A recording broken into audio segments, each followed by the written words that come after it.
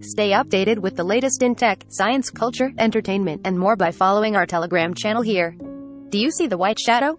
It's a question that comes up again and again over the course of Returnal, the latest game and first PlayStation 5 exclusive from Housemarque. Finding an answer, though, isn't really the point. It's the repetition that matters. Celine, the astronaut scout at the heart of this story, is caught in an inescapable loop that sees her living and dying again and again as she digs for answers in the hopes of breaking the cycle. During the 30-odd hours it takes to see this full story unfold, you'll make dozens and dozens of repeat trips through the hostile alien world of Atropos. It looks a little different each time, with map layouts constantly changing, the hostile aliens and helpful gear you find along the way. Every time you die, it's an inevitability here, and intrinsic to Returnal's pacing, you're brought back to the site of the crash landing that left Celine stranded on Atropos in the first place. This live, die, repeat framework should be familiar to fans of games like Hades, Mashable's 2020 Game of the Year. Your return trips into a changed Atropos brim with promise, not for cool weapons or power-enhancing artifacts which all disappear anytime you die. Rather, each new cycle in Returnal brings the possibility that you'll learn more about this mindfuck of a story. The plot is at once the most essential piece of this game and also the hardest thing to talk about with anyone who hasn't played. Your first disorienting horse and Atropos rely heavily on ambience. Celine is just kind of thrown in, seeming to discover this world for the first time right alongside you. It quickly becomes clear this isn't Celine's first time, as she encounters corpses in various states of decomposition that are all wearing her spacesuit. Questions pile ever higher as you explore. Why do some of those corpses transform upon inspection, turning into a deadlier version of the tentacled monstrosities that hunt Celine at every turn? Where is that haunting music coming from? And how in the world did a replica of Celine's childhood home suddenly appear out of the alien woods? What awaits her behind its locked front door? Each new cycle in Returnal brings the possibility that you'll learn more about this mindfuck of a story.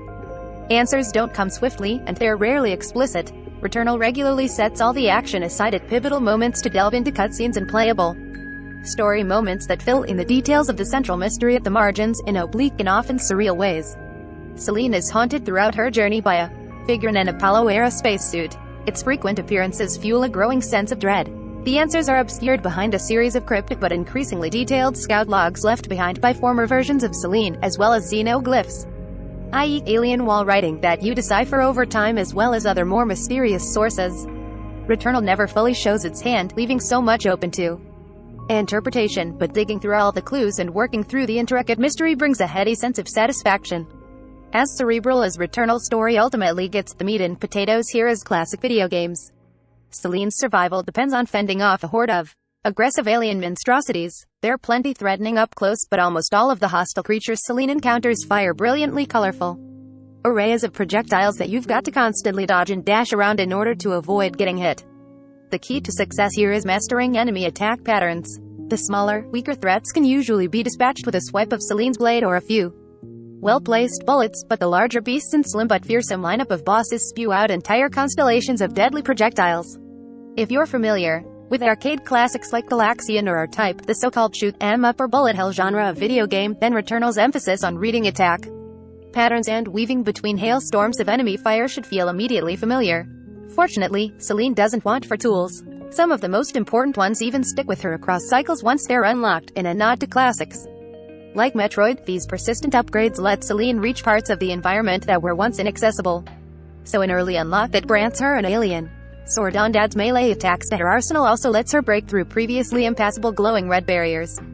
Most of the gear Celine finds isn't permanent, and it disappears when a cycle ends. This includes the array of weapons, which get increasingly powerful passive benefits like automatic fire and lingering status effects as you progress further and further. There are also powerful artifacts that provide additional benefits, such as healing Celine automatically when she's at low health, as well as single-use pickups like healing items and machines that turn incoming enemy fire into obolites, Returnal's currency. The most dramatic boosts, however, reveal a defining focus of the game. The best rewards are tied to significant risks. Alien parasites that attach to Celine's suit provide big benefits that always come with a drawback. So one might temporarily boost her speed whenever she gets hit, but it'll also damage her when she falls from a great height. Another could save her from death one time, but once it's consumed it leaves behind a malignancy, or negative effect, that can only be cleared away by completing some randomly selected objective. Weighing the risks of taking on a malignancy is a big source of the gameplay tension in Returnal. As Celine ventures deeper into Atropos, you'll often come across chests, obelite deposits, healing items, and other helpful resources that glow with a sickly purple light. The purple indicates that these objects are infected, and interacting with them carries the chance of leaving Celine with a malignancy. You can avoid the risk by cleansing these objects with ether, a rare resource in Returnal and the only one that actually sticks with you from cycle to cycle. Ether can also be used to extend an ongoing cycle beyond one death, among other things, so the decision to cleanse, say, a health pickup or weapon chest might not always be the best choice.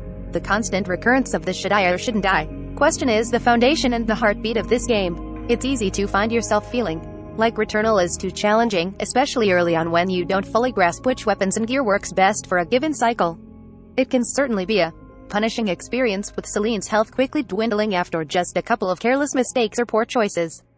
Returnal can also swing just as easily in the other direction, especially once you've run through the Atropos gauntlet enough to master enemy patterns and develop preferences for specific gear, artifacts, and parasites. It's good, then, that a 3-act structure fundamentally changes the array of threats in Celine's overarching purpose with each act break. The constant recurrence of the should I or shouldn't I question is the heartbeat of this game. It also helps, though some might see this as a drawback, that Returnal has no interest in hand-holding. There are short, helpful tutorial videos that explain basic mechanics as you discover them, but for the most part you and Celine are left to figure out what to do and where to go in any given cycle. That don't make Returnal feel less than approachable at times, especially since there's no way to tweak the difficulty. But it's also what makes a good cycle, so I must have spent close to 10 hours banging my head against the early portion of Act 2.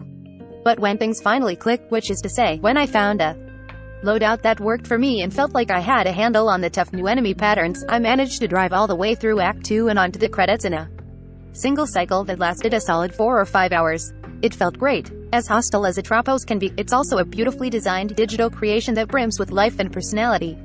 Each of Returnal's 6 main environments have their own personality and array of threats. The detailed soundscape evokes feelings of dread as Douse-bodied growls and splashes spill out of the darkness from every direction. The lineup of beasts is similarly unsettling, with most of the threats arriving in a swirl of tentacles and menacing red energy. They take on vaguely familiar shapes, but there's a deeply off-putting vibe in the way they move through the environment. Even after 30 hours, I still went into some encounters nervous that one threat or another would materialize. Returnal isn't explicitly Lovecraftian, but it's nonetheless steeped in the ancient and unknown terrors of cosmic horror. The PlayStation 5's DualSense controller also merits a special mention here. Its haptic feedback features are used to great effect here, from the bigger rumbles that accompany heavy hits and marauding aliens to the distinctive pinpoint trembles that simulate the feeling of in-game rain hitting the controller. Returnal's use of the DualSense's adaptive triggers is less successful. The default controls relegate aiming down a weapon's sights to a half pull of the left trigger. Pulling it all the way instead triggers more damaging, but cooldown limited, alternate fire.